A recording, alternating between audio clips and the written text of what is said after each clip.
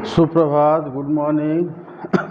जैसे हम लोग लघुत्तम सामर्थ्य के बारे में पढ़ ही रहे हैं, उसमें बहुत सारा नियम हम लोग सीखे हैं और हर एक नियम का एक एक प्रश्न भी हम लोग हल किए हैं। तो उसी तरह से ये भी एक नियम के हिसाब से ही आएगा, खाली हम लोग को जानना है कि किस तरह से इस नियम को हम लोग प्रयोग में लाएंगे। देखो, 2 घंटी 6 मिनट और 5 मिनट के अंतराल में बजती है। यदि 3 बजे दोनों एक साथ बजे तो पुनः वे दोनों एक साथ कितने बजे बजेंगे? मान लो 3 बजे, अभी 3 बजा है, 6 मिनट और 5 मिनट के अंतराल में बजेगा। मान लो 1 बजा 3 बज के 6 मिनट पर, 6 मिनट का अंतराल हो गया। और दूसरा मान लो बजा 3 बज के 5 मिनट पर, तो ये दोनों 6 मिनट और 5 मिनट के अंतराल में बजा। फिर उसके बाद ये बजेगा 3 बज के 12 मिनट में, और ये फिर 5 मिनट के बाद बजेगा 3 बज के 10 मिनट में, है ना। ताकि 1 घंटी जो 3 बज के 6 मिनट में बजा था वो फिर 6 मिनट के बाद बजेगा। ऐसा करके हम लोग चलेंगे तो एक जगह पर आके पहुंचेंगे। मान लो 6 का पहाड़ा चल रहा है, 6 के 6 6 दूनी 12, 5 के 5 5 दूनी 10। तो 6 का पहाड़ा में कौन सा संख्या पर हम लोग आएंगे कि दोनों एक ही समय में बजेगा? बताओ। 6 का पहाड़ा में आएंगे और 5 के पहाड़े में आएंगे। दोनों के पहाड़े में आने के बाद हम लोग देखेंगे एक समय ऐसा आएगा। हाँ, ठीक है। देखो, तुम लोग ध्यान दोगे तो बता पाओगे। ठीक है, सही बोला, 3:30। क्या कि 6 का पहाड़ा में 6 5 30 आता है, 5 का पहाड़ा में 5 6 30 आता है, तो 3:30 बजे फिर दोनों एक साथ बज जाएंगे। ठीक है, लेकिन इसको हम लोग इस तरीके से इतना लंबा प्रोसेस से नहीं निकालेंगे। इसको छोटा प्रोसेस है, तरीका है, उससे निकालेंगे। हमारे पास देखो 6 मिनट और 5 मिनट दो चीज़ दिया है तो हम लोग क्या करेंगे, 6 और 5 का लॉसो निकालेंगे। क्या कि लॉसो चैप्टर पढ़े हैं, मौसो चैप्टर पढ़े हैं। ये लॉसो और मौसो का है, या तो लॉसो निकालेंगे या तो मौसो निकालेंगे। तो लॉसो निकालेंगे तो देखेंगे क्या कि ये दोनों संख्या किससे भाग जा रहा है। अरे क्या लिखने लग गई? अभी लिखना नहीं है, बोल दिए हैं, ध्यान दो, कल सिर्फ समझना है। यहाँ लिखोगे तो लिखते रह जाओगे ज़िंदगी भर, कभी ना एक प्रश्न देंगे तो सवाल कर पाओगे ना कुछ समझ पाओगे। तो यहाँ 6 और 5 का लॉसो निकालेंगे तो क्या होगा, 2 से भाग जाएगा तो एक ही संख्या जाएगा, दूसरा नहीं जाएगा। तो कोई ऐसा संख्या नहीं है जो दोनों को भाग देगा। इसका मतलब इन लोग का किसी संख्या से विभाजित नहीं होगा। तो जब कोई संख्या से विभाजित नहीं होता है तो हम लोग लॉसो जब निकालते हैं तो दोनों संख्याओं को गुना कर देते हैं। तो 6 5 30। देखो कितना जल्दी आ गया। 3 बजे पहला बजा था, तो फिर 30 मिनट के बाद, 3 बजे के बाद हम लोग 30 मिनट जोड़ देंगे, है ना। ये 3 बज रहा था और ये 30 मिनट, तो इसको जोड़ के हम लोग लिखेंगे 3:30। मैंने 3:30 को हम लोग इस तरह से लिखते हैं। पुनः 3:30 में ये फिर से बजेगा, है ना। इतना बजे यहाँ लिखेंगे, 3:30 बजे फिर से दोनों घंटी बजेगा। तो इस तरीक़ा से निकालेंगे तो ज़्यादा आसान होगा और जल्दी होगा। खाली 6 5 30 कर देंगे और 3 के साथ जोड़ देंगे।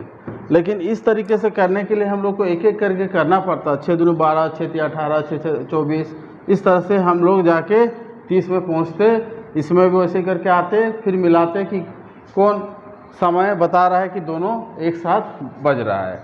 तो ये तरीका ज़्यादा लंबा होता है। जो लॉसो मोसो नहीं पढ़ा है वो इस तरीके से निकाल सकता है ना। ऐसा नहीं है कि जो खाली पढ़ा है वही निकाल पाएगा, जो नहीं पढ़ा है नहीं निकाल पाएगा। बुद्धि से हम लोग सब कुछ कर सकते हैं, तरीके से हम लोग सब कुछ निकाल सकते हैं। तो ये 2 तरीका हुआ, लेकिन हम लोग इसी तरीके से निकालेंगे तो जल्दी होगा और हम लोग जो चैप्टर पढ़े हैं उसके हिसाब से बना रहे हैं, आसान भी होगा। कंपटीशन जो भी परीक्षा हम लोग देते हैं उसमें जल्दी बनना ज़रूरी है, तभी कंपटीशन में पास होगा। और जो धीरे धीरे बनाते रह जाएगा उसको फिर चांस नहीं मिलेगा उसमें। ठीक है, ऐसे ही सवाल और देखते हैं हम लोग। तो गुड मॉर्निंग, फिर से हम लोग आज नया चैप्टर शुरू कर रहे हैं, ऐकिक नियम। और ये ऐकिक नियम भी बहुत इम्पोर्टेंट चैप्टर होता है जो ज़िंदगी भर पढ़ने वाले का काम आता है। जो पढ़ने वाला होता है उसी का काम आता है, जो पढ़ने वाला नहीं होता है उसके लिए तो क्या बोला जाए। इसलिए ध्यान देना ज़रूरी है कि अगर पढ़ने वाले हो तो इस पर ध्यान देना है। ऐकिक नियम को हम लोग किस तरह से समझते हैं, परिभाषा का मतलब है उसको किस तरह से समझते हैं। ऐकिक नियम उस विधि को कहते हैं जिसमें एक वस्तु का मूल्य निकालकर अनेक वस्तुओं का मूल्य निकाला जाता है। क्या करते हैं, एक वस्तु का मूल्य पहले निकालते हैं, फिर अनेक वस्तुओं का मूल्य निकाला जाता है। उसके बाद देखो कैसे निकलेगा, एक वस्तु का मूल्य हम लोग कैसे निकालेंगे, तो उसका भी तरीका जानो। एक वस्तु का मूल्य निकालने के लिए वस्तु के मूल्य में उसकी संख्या से भाग देते हैं, है ना। जब एक वस्तु का मूल्य निकाला जाता है तो उसकी संख्या से भाग देते हैं, फिर उसमें अनेक वस्तुओं के संख्या से, जब अनेक वस्तुओं की संख्या निकालते हैं तो उसमें क्या करते हैं, अनेक वस्तुओं की जो संख्या होता है उससे गुना करते हैं। तो ये तरीका अगर जानोगे तो इस तरीका को यहाँ पर हम लोग प्रयोग में ला सकते हैं। देखो सारा चीज़ ज्यों का त्यों जो अभी हम बताए उसी चीज़ को किस तरह से इसमें प्रयोग में ला रहे हैं। जैसे 5 कलमों का मूल्य दिया हुआ है, 4 कलमों का मूल्य निकालना है, तो यहाँ पहले लिखेंगे कि 5 कलमों का मूल्य बराबर 22 रुपया 50 पैसा। ये देखो ये जो चिन्ह होता है, पहले रुपया हम लोग लिखते थे, आज का रुपया का संकेत आ गया है, इसलिए इस तरह से संकेत दे के बताते हैं कि ये रुपया का संकेत है ना। जैसे डॉलर जैसे ऐसा होता है ना, डॉलर का संकेत होता है। हाँ, तो अपने देश का ये रुपया है और ये दूसरे देश का है, जैसे अमेरिका का, वहाँ डॉलर चलता है ना। तो पहले जानो चूंकि ये चूंकि का संकेत है, तो पहले देखो अतः इसमें क्या बोला है कि पहले हम लोग एक वस्तु का मूल्य निकालते हैं। जैसे 5 वस्तु का मूल्य दिया है तो एक वस्तु का मूल्य पहले निकालेंगे। जैसे 5 कलमों का मूल्य दिया है तो एक कलम का मूल्य पहले निकालेंगे, है ना। तो एक कलम का मूल्य निकालने के लिए ऐसे ऐसे करके कॉमा दे के बार बार लिखने का जरूरत नहीं पड़ता है। तो एक वस्तु का मूल्य निकालने के लिए क्या करेंगे, भाग करेंगे। तो 2250 को 5 से भाग देना होगा, इस तरह से 5 से भाग देंगे। फिर अनेक वस्तुओं का मूल्य, जैसे अनेक वस्तु मतलब 4, ये अनेक हुआ, ये एक से ज़्यादा हुआ मतलब अनेक। तो अब 4 वस्तुओं का मूल्य निकालने के लिए हम लोग क्या करेंगे, गुना करेंगे। यहाँ पर साफ साफ लिखा हुआ है, यहाँ पर गुना करेंगे और यहाँ पर भाग देते हैं। जब एक वस्तु का मूल्य निकालते हैं तो भाग देते हैं, जब अनेक वस्तुओं का मूल्य निकालते हैं, जब उसमें उनके वस्तुओं के, अनेक वस्तुओं के संख्या से, यहाँ पर अनेक, तुम लोग ध्यान नहीं दे रहे हो कुछ भी, है ना। यहाँ अनेक वस्तुओं के संख्या से गुना करते हैं। तो यहाँ है अनेक वस्तुओं का जब मूल्य निकाल रहे हैं, और पहला था एक वस्तु का जब मूल्य निकाल रहे हैं। तो एक वस्तु का मूल्य जब निकाल रहे हैं यहाँ भाग देते हैं, और यहाँ अनेक वस्तुओं का जब मूल्य निकाल रहे हैं तो गुना करते हैं। पूरा नियम बता दिया है। तो एक वस्तुओं का मूल्य निकाले तो यहाँ भाग दे दिए। अब अनेक वस्तुओं का मूल्य निकालेंगे, मैंने एक से ज़्यादा को अनेक बोलते हैं, तो इसके साथ गुना करेंगे।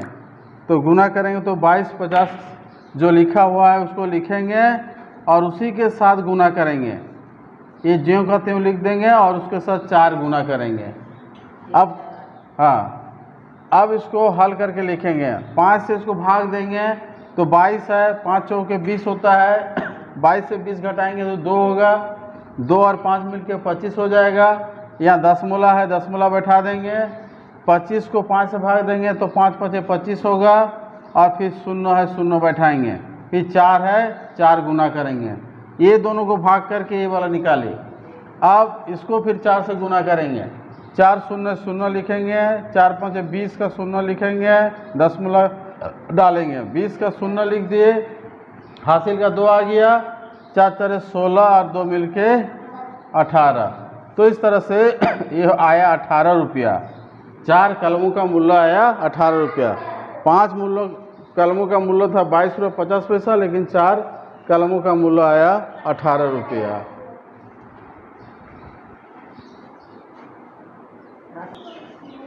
देखो ये वाला प्रश्न जो दिया हुआ है अभी जो हम लोग नियम सीखे उस नियम से थोड़ा हटके है। कैसे है? जैसे हम लोग क्या बोल रहे थे, 36 व्यक्ति अगर कोई काम को 18 दिन में करेगा तो 36 के बाद फिर लिखेंगे एक व्यक्ति उस काम को कितना दिन में करेगा। तो हम लोग क्या कर रहे थे, भाग कर रहे थे। लेकिन इसमें देखो इसको भी समझना ज़रूरी है। तो क्या होगा, यहाँ लिखेंगे हल करते समय 36 व्यक्ति एक कार्य को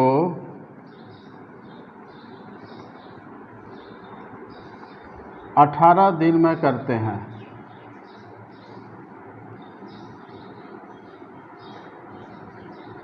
देखो ये तो तरीका से हम लोग बना रहे हैं, लेकिन इतना तरीका तुम लोग को परीक्षा में नहीं लिखना है। सीधा लिखना 36 व्यक्ति 18 दिन। तो एक व्यक्ति इस कार्य को क्या करेंगे? हैं? एक व्यक्ति उस कार्य को कितना दिन में करेंगे। तुम लिखना छोड़ो, ध्यान दो ताकि बोल सको तुरंत, है ना।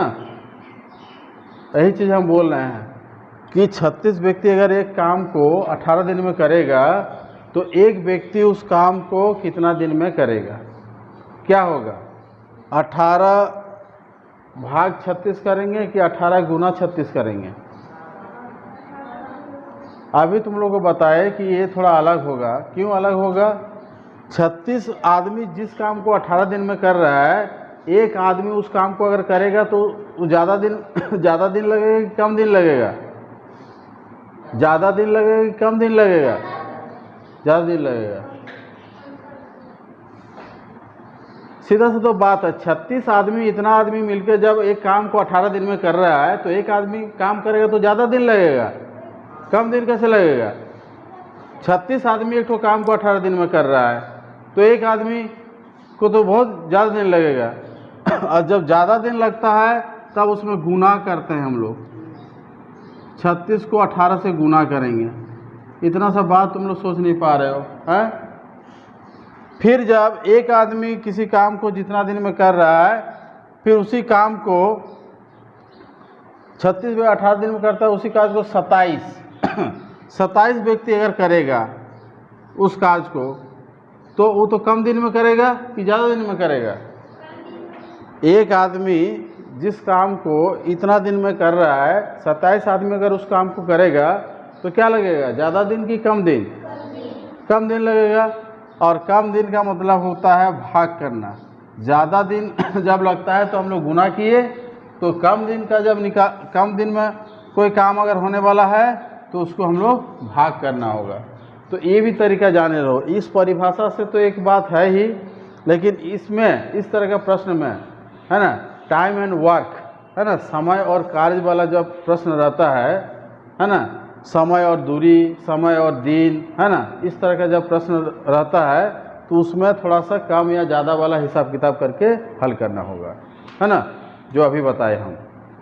अब हम लोग इस पर ध्यान काटेंगे, ऊपर नीचे कैंसिल करेंगे। तो 27 और 36 किससे भाग जाएगा? 3 से। तो 3 9 27 और 3 1 3 3 दूनी 6, 12 हो गया। 9 और 12 किससे कटेगा? फिर 3 से जाएगा। 3 1 3 3 चौके 12। अब देखो 18 और 3, हाँ 3 6 18, तो 6 और 4 बचा। अब 6 और 4 को गुना करके लिखेंगे 24 दिन। हाँ, तो देखो 24 दिन, ये चौथा नंबर जो विकल्प है वही सही होगा।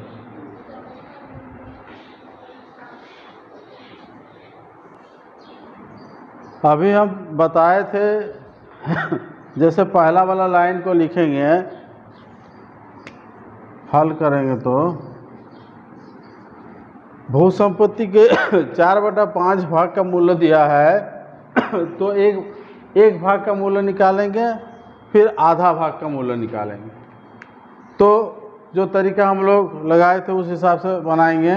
जैसे यहाँ लिखेंगे 4/5 भाग भू संपत्ति का मूल्य, भू संपत्ति का मूल्य बराबर 1680। तो एक भाग का मूल्य निकालेंगे तो हम लोग जानते हैं कि इसको भाग देना पड़ेगा, भाग। अब भाग को गुना में बदलना होगा तभी जाके हल होगा। समझो, लिखो नहीं, बोल रहे हैं बार बार, फिर भी लिखने में लगे रहते हो तुम लोग। किताब तो है तुम लोगों के पास, किताब से देखना। 4/5 भाग भू संपत्ति का मूल्य अगर इतना रुपया दिया है तो एक भाग भू संपत्ति का मूल्य जब हम लोग निकालते हैं तो भाग देते हैं, तो भाग कर दिए। लेकिन ये भाग से नहीं चलेगा, इसको गुना में बदलना होगा तभी हल होगा। अब गुना भी लगा दिए। गुना लगाने के बाद क्या करते हैं, 4/5 को उल्टा करके लिखते हैं 5/4, ऐसा लिखा जाता है। फिर उसके बाद एक भाग का निकल गया, फिर आधा भाग यहाँ पूछ रहा है, आधे भाग का मूल्य निकालने के लिए 4/5 भाग का तो एक लाइन लिख दिए। अब आधे भाग का मूल्य निकालेंगे तो क्या करेंगे, इसके साथ गुना करेंगे, जो तरीका हम लोग जानते हैं। अब इसको हल करके देखेंगे। ये दोनों 4 से भाग चल जाएगा, क्योंकि यहाँ पर देखो अंतिम दो संख्या जो है 80, अगर 4 से भाग जा रहा है तो पूरा संख्या 4 से भाग जाएगा। ये विभाज्यता नियम है जो कि तुम लोग नहीं पढ़े हो तो पढ़ोगे, लेकिन अभी फ़िलहाल जाने रहो कि 4 से कौन विभाजित होता है। अगर अंतिम दो संख्या 8 शून्य अंतिम 2 है, 4 से विभाजित होता है तो पूरा संख्या 4 से भाग जाएगा, क्योंकि 8 है तो 4 दूनी 8 होता है, और 0 तो 4 शून्य 0 हो जाएगा, तो इसलिए 4 से हम भाग देंगे इसको। 4 4 16 हो गया, 8 को लिखेंगे 4 दूनी 8, फिर 0, फिर इकाई का अंक 0 है तो 2 से भाग जाएगा, तो 2 से भाग देंगे, तो 2 दूनी 4, 2 1 के 2, 2 शून्य 0, 210 गुना 5 करेंगे, ये 5, तो 5 शून्य 0 लिखेंगे, 5 गुना 1 करेंगे तो 5 होगा, और 5 गुना 2 करेंगे तो 10 होगा। तो इस तरह से हम लोग का आया 1050 ये रुपया। तो देखो 1050 इसमें है। तो ये प्रश्न पहला वाला जैसे हम लोग निकाले थे, एक के लिए निकालते हैं तो भाग करते हैं, एक के बाद ज़्यादा के लिए निकालते हैं तो गुना करते हैं, है ना। जबकि एक से ज़्यादा ये नहीं है, एक से आधा है, लेकिन जो तरीका था उसी तरीके से हम लोग चलेंगे। पहले जब एक के लिए निकालेंगे तो भाग देंगे, और जब एक के बाद दूसरा संख्या जो भी रहेगा उसके लिए निकालेंगे तो गुना करेंगे। तो यही नियम के हिसाब से ही हम लोग बना रहे हैं। यहाँ पर जो लिखा है, जब एक वस्तु का मूल्य निकालते हैं तो भाग देते हैं, और अनेक वस्तुओं का मूल्य जब निकालते हैं तो गुना करते हैं। जबकि यहाँ अनेक वस्तु नहीं हो रहा है, यहाँ एक से आधा जो होता है उसका कम वस्तु हो जाता है, लेकिन जो तरीका है इसी तरीके से ही हम लोग उसको निकाल रहे हैं।